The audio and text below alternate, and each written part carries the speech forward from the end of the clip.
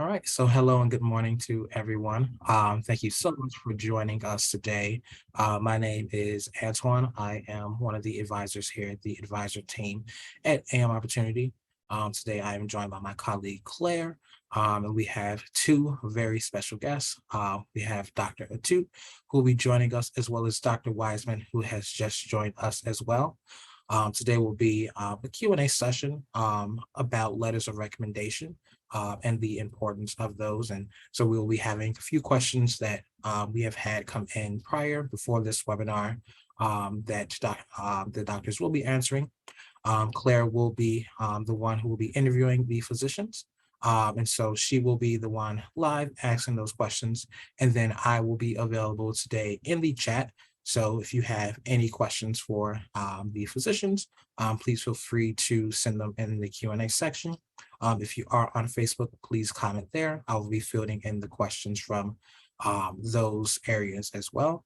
But Claire, I'll go ahead and pass it off to you to introduce yourself and the physicians as well. Perfect. All right. Thanks, Antoine. So yeah, my name's Claire. I am one of our rotations advisors here at AMO. So my job is basically to help individuals find the best clinical experience for them and their medical education needs. So again, with us today, we have Dr. Atoot and Dr. Weissman, who both have programs with us with AM Opportunities. And again, we're just going to be going over some questions today about letters of recommendation. Dr. Atoot, if you would like to start and just introduce yourself, and then Dr. Weissman, and then we can get started with the questions. Sure. Thank you for having us. It's a pleasure to be here with you guys. My name is Adam Atoot. I'm an internal medicine board certified physician. I'm also the residency program director for the transitional year residency at Hackensack, Meridian Palisades Hospital in New Jersey. I also am in charge of board review and diagnostic teaching in a few of the hospitals in the system. And we have clinical rotations with you guys, as well as research that's set up for our residents. And the goal of this webinar, hopefully, is to help you guys understand how to maneuver better in interview season and increase your chances for matching. Perfect. Thank you. And then Dr. Weissman, would you like to introduce yourself? Sure. Thanks so much. Yeah, I'm Dr. Weissman. I'm one of the faculty members in the internal medicine program here in New Jersey at Palisades Medical Center. We work, closely with AMO, and we provide rotations. We do research. I actually direct the resident research department, so we work with students as well as didactics, which we'll get to later. And it's really a pleasure to be here. Thanks for having us. Awesome. Yeah, and thanks again for both of you for joining us. So I'm just going to get started with some of our questions that we have here, just going over about letters of recommendation. So what advice would you give to trainees to get the best letter of recommendation during their rotation or clinical experience? Sure. I guess I'll just jump on that one. So that's a good question. In resident students always want to know this. So I'll start by what not to do. So a lot of times, not a lot of times, but unfortunately, sometimes the students show up and the first day they ask the preceptor about the letter. They say, what letterhead is my letter going to be on? When will I have my letter? So that's definitely the wrong thing to do. It really gives off a wrong impression. Jumping the gun, asking about the letter. The best thing to do to get a good letter is really to work hard, to come in, show interest, be punctual, provide good patient care when you're with the preceptor, and naturally you will get a great letter, and that will be reflective of the work you did. Perfect. Yeah, that's great. That makes a lot of sense. We know that they're looking for a letter of recommendation, but taking a step back and realizing why you're there really makes a lot of sense.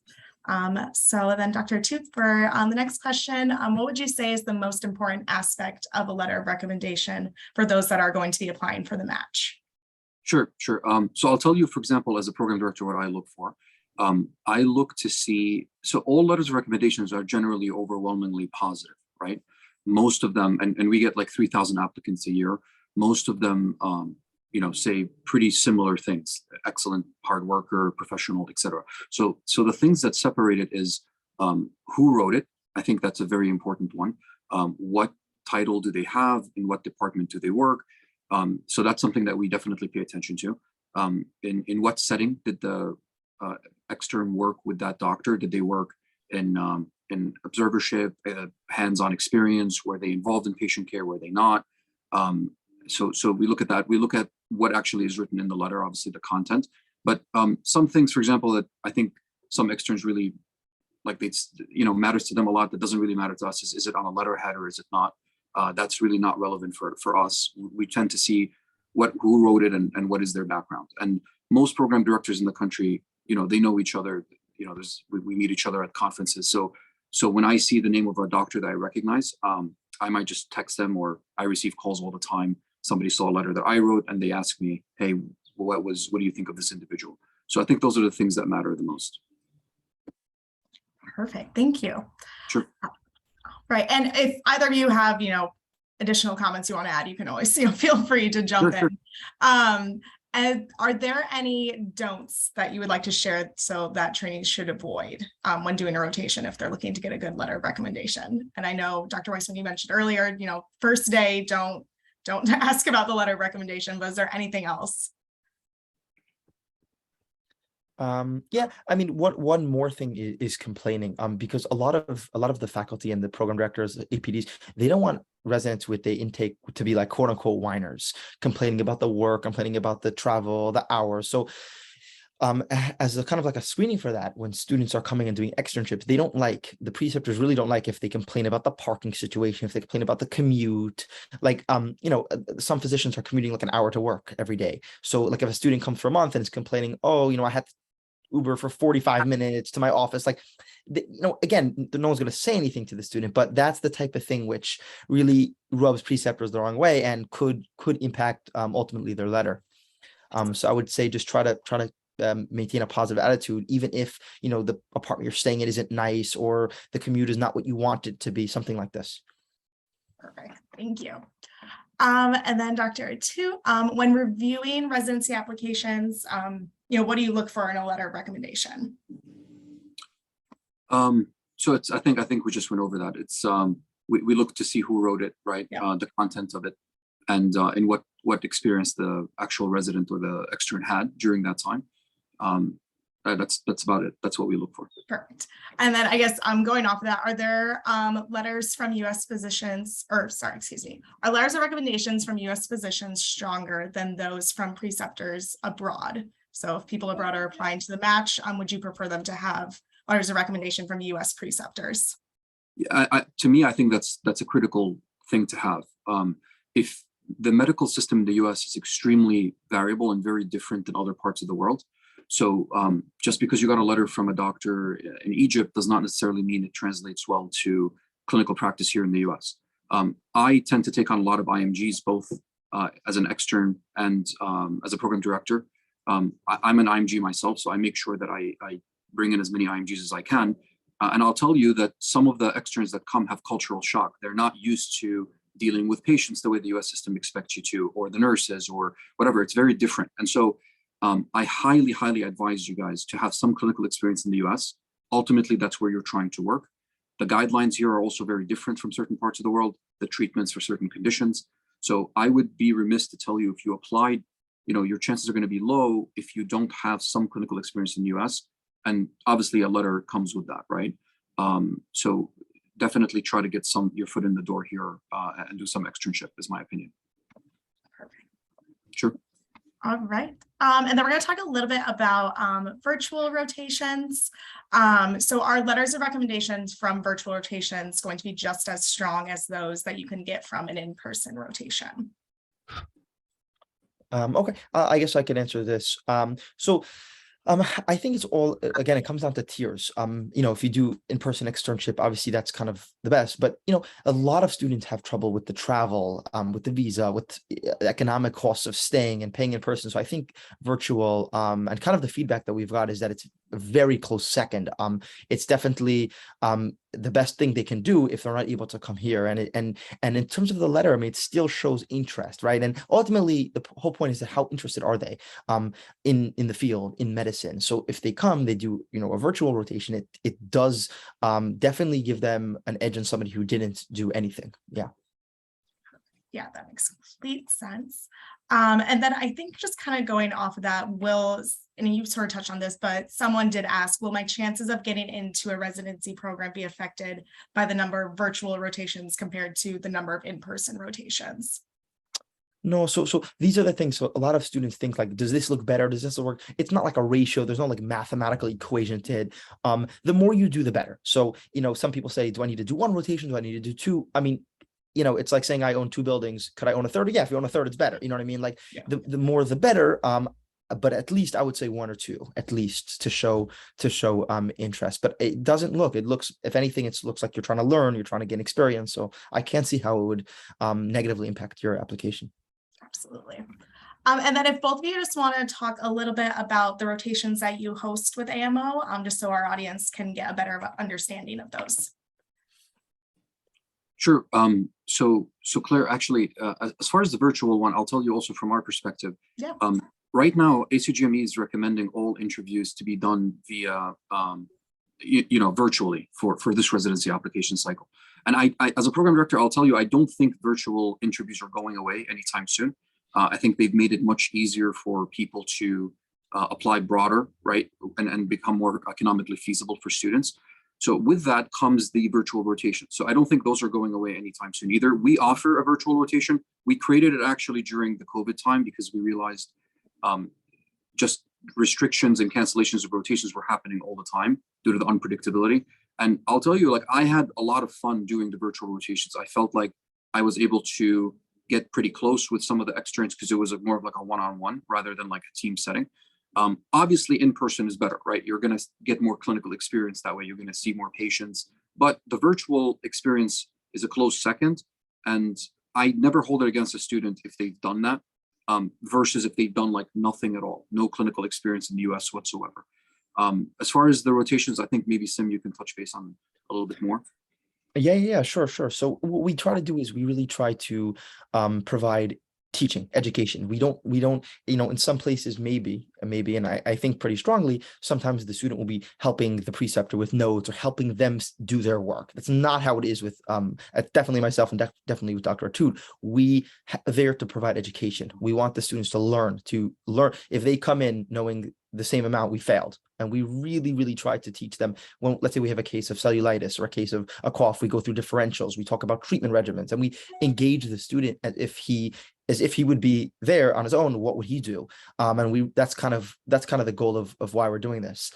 So we provide a very strong academic environment, especially having residents in and out of the office. So it's a real feel. And we generally get good feedback on that from the students. Perfect. That's great to hear, because I know I talk to a lot of students that have a lot of hesitations about virtual. So that's great to hear that you're getting a lot of positive feedback from that. And then Antoine, I don't know if there's any questions that have been coming through the chat. I can take a look here as well. Yeah, one thing that I can bring up that I was actually talking about over the past couple months, both myself and Dr. Tu got a lot of requests from students who wanted something to sort of keep them relevant, keep them reading, keep them up to date during the whole long process, because a lot of times there's several months between when they're applying, from when they're interviewing to when they're actually starting residency, and it's coming from a very good place. The students feel like they're losing knowledge. So we got to work recently, Dr. Tu and myself, and we kind of developed a sort of like an educational platform, and Dr. Tu could talk a little bit more about it himself. Yep. He's primarily responsible for a lot of the content, but essentially what the purpose of it is to provide education and really keep residents, students prepared for residency. So it's almost like a residency prep course, teaching them very high yield topics in a lecture, live interactive and recorded lecture form that we're going to be discussing very closely with AMO to try to offer to as many of their students that want that.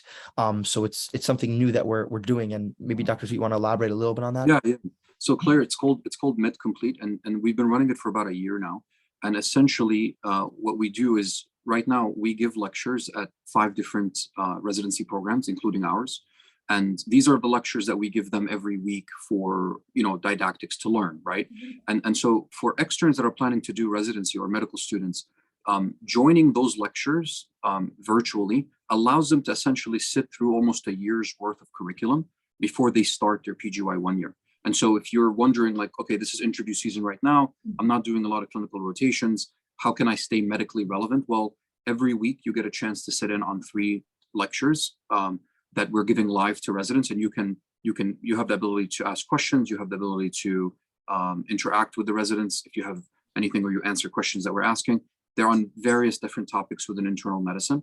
And if you get to miss one, it's recorded. You can watch the recording later. But I usually encourage people to attend it, virtually if they can, so that they can participate. And it's a good way to like network and connect with these programs as well. So if anybody's interested, you guys can email us at the MedComplete site, or you can go through AMO, and that should help. Awesome. Yeah, that sounds great. Because I know you touched on earlier, it's better to be, doing something than, not doing anything at all.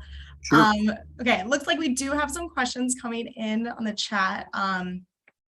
So someone is asking, is there a difference between letters of recommendation from their medical school professors versus a preceptor from an observership or a hands-on rotation?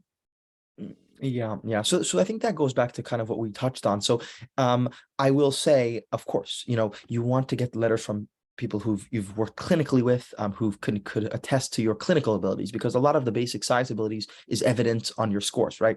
For the good or for the bad, it's evident by your step 1, step 2. But really the point of these letters are to comment on your clinical, right, the clinical domain of your application. However, if you really don't have any, I think it is a fallback, but it's definitely should not be ideal in any way. Yeah. Great. And then we have a little bit of detailed question. What is going to happen to IMGs after the 2024 accreditation system change to ECFMG? Will it say that we're an unaccredited med school, or how will this affect our change in matching? I'm not really sure, Claire. I'm not aware of this change, so I can't really comment. Okay, that's fine. Yeah, yeah, same. I don't know. However, I can't imagine it would affect it that much. I mean, they're not trying, again, the US, from what I understand, the US residency system is relying on IMGs to come apply because there's a shortage. So I can't imagine that they would try to stop that. So yeah, absolutely. All right, let's see if there's anything else coming in right now. I believe those are questions that we have that have come in so far, but please, if you are watching, whether you are here in Zoom or on Facebook, please do not hesitate to ask any additional questions. We still have a bit of time left. And I know one question that is very common is, what would be some general advice you would give to someone who maybe is having issues with traveling, and they are maybe concerned about the overall strength of their application? So I think that's where, for example, a virtual rotation would come really in handy, right? If you are having a hard time traveling, or you're restricted for whatever reason, doing a virtual rotation, and then that gives you some clinical experience. You get to connect with program directors and core faculty, and hopefully you sign up for one that gives you a good opportunity, and that should strengthen your application. And then during that time too, if you get a good letter of recommendation, I think that holds a lot of value.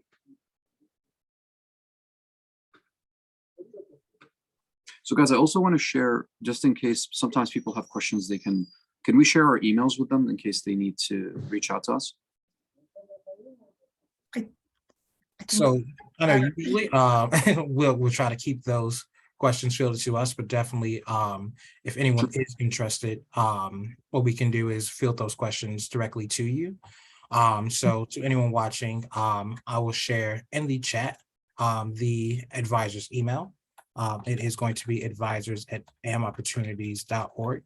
And now this recording will be shared out not only to all the attendees for you to watch back and maybe review if you had any questions that have been missed, but this will also be sent out to all who registered who were unable to attend today.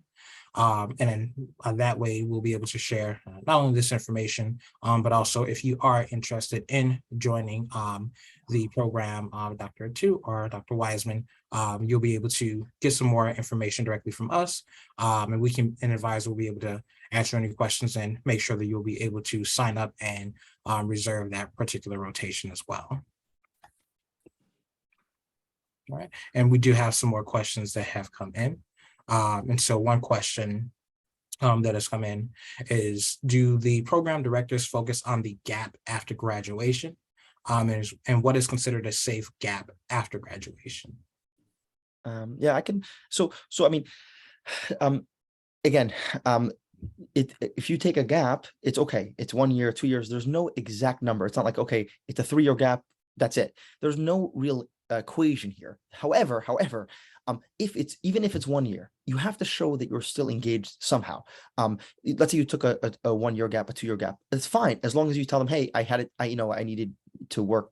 I needed to help out with finances, but I still was engaged with research. I still did a virtual rotation. I still showed interest in medicine. I signed up for the MedComplete review. I was on didactics with residents. I still show an interest in medicine. The same thing if it's an 8-year gap, right? It's the same thing applies. It's not like, okay, he took too long out. We don't want him. It's not like that. However, were you able to show interest in that time period? I think that's really where the question comes in. Perfect. And I think we already touched on this a little bit. One of the final questions we have coming in here is it good to get the letter of recommendation from India if I'm an Indian student, or is that considered not of any importance? So they only get letters of recommendation from US physicians. So you have to have at least 3 letters of recommendation to apply, right, for your application to be complete. Ideally, you want 4, in my opinion, but 3 is minimum.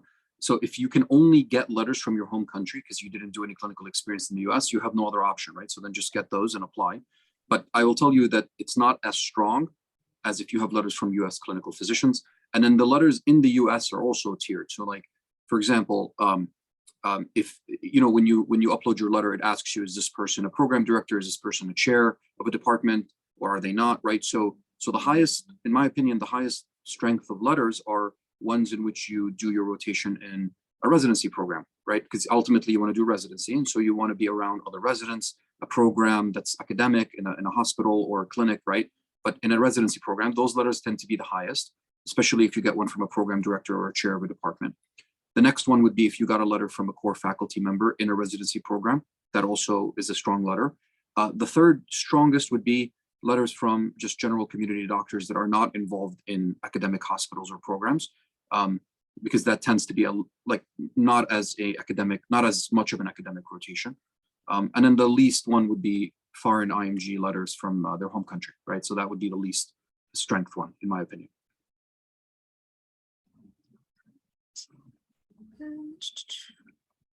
And then another question and this is a common question that Antoine and I get a lot.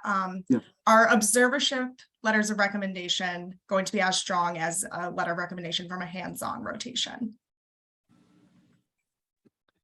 Yeah, so I sort of touched on this before. So again, it's not necessarily as strong, but it's still a very close second.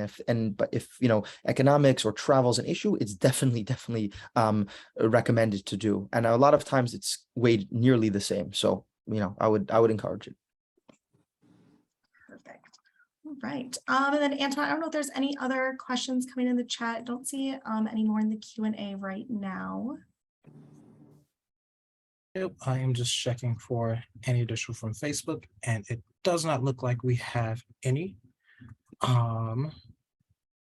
I believe that is it. So obviously, first and foremost, thank you so much, Dr. Atoot and Dr. Weissman. Sure. I know your time is definitely very valuable. I know you're both very busy, but to all the attendees, thank you as well for joining this webinar also. Again, Dr. Weissman and Dr. Atoot do have programs that are available.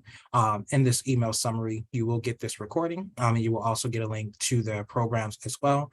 And then if you have any questions regarding the programs or any additional questions, you will email us advisors. We will field those for you. But hopefully this has been very helpful to you. It's certainly been great hearing you all on here as well. And hopefully we will be able to have you back for another webinar. Sure. Thank you guys for having us. Appreciate it. Thanks so much, guys. Looking forward to working with you guys. Take care. Thank you. As well, and everyone, you enjoy the rest of your day now. Sure. Thank you.